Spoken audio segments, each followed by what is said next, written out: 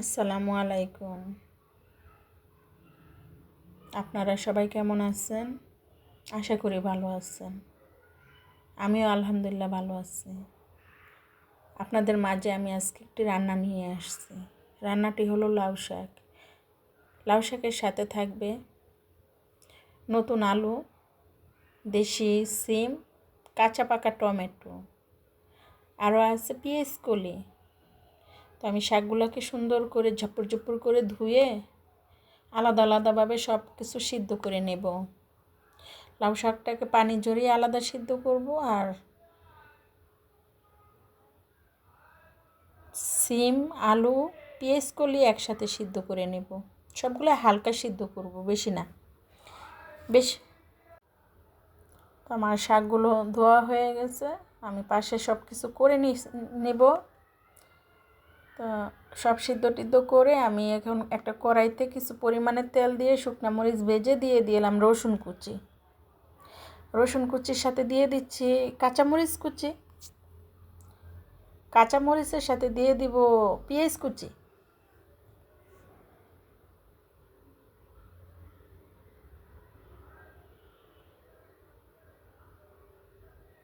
সব কিছু সুন্দর করে লাল লাল করে ভেজে নেব। আপনারা আমার ভিডিওটা শুরু থেকে শেষ পর্যন্ত আশা করি দেখবেন। এখানে সব কিছু আমি সিদ্ধ করে নিয়েছি একে একে। তো আপনারা যারা আমাকে ভালোবাসেন, প্রত্যেকের কাছে আমার একটাই দাবি, আমার ভিডিওটা যদি আপনাদের কারোর চোখে পড়ে বা কেউ দেখেন, কারোর কাছে গিয়ে পৌঁছায়, তো আপনারা নিজে থেকে আপন ভেবে আমাকে ফেসবুক থেকে দেখে থাকলে একটু লাইক, কমেন্ট, শেয়ার করতে ভুল করবেন না।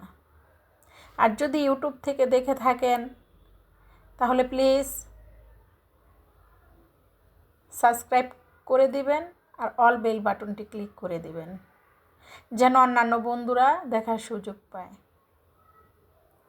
আর যারা এই মুহূর্তে এই কাজটি করে ফেলছেন, আপনাদের সবাইকে অসংখ্য অসংখ্য ধন্যবাদ।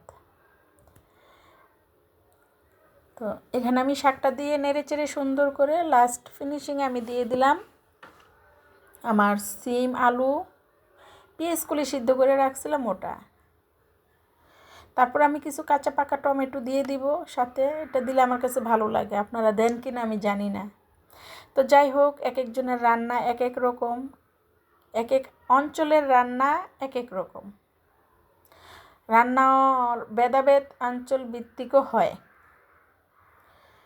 তো আমি মনে করি এই লাউ শাক 100 থেকে 80% মানুষের খুব প্রিয়। তো আমার আজকে লাউ শাক রান্নার রেসিপি, যাই হোক, এই খাবারের আগে একটু ক্লিপ ছিল, হয়ে গেছে অলরেডি, পাই নাই, পুরোটাই কমপ্লিট।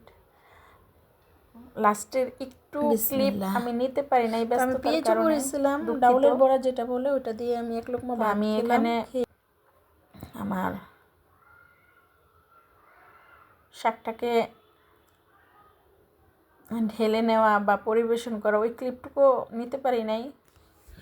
ব্যস্ততার মাঝে আসলে অনেক সময় অনেক কিছু হয়ে ওঠে না। বিসমিল্লাহ। কিছু ডাল দিয়ে অফ ক্যামেরায় আমি একটু পেঁয়াজও ভেজে নিয়েছিলাম। ডাউলের সাথে একটু পাতাকপি ছিল।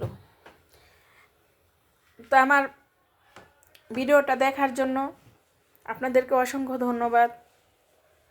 আমি ভিডিওটা আর বেশি বড় করব না, বড় ভিডিও আপনারা পছন্দ করেন না, তাই আমি আজকে এখানে ইতি করব। আপনারা সবাই ভালো থাকবেন, সুন্দর থাকবেন, সুস্থ থাকবেন, নিজের প্রতি যত্নশীল হবেন, আমার জন্য দোয়া করবেন, আমি আপনাদের জন্য দোয়া করি।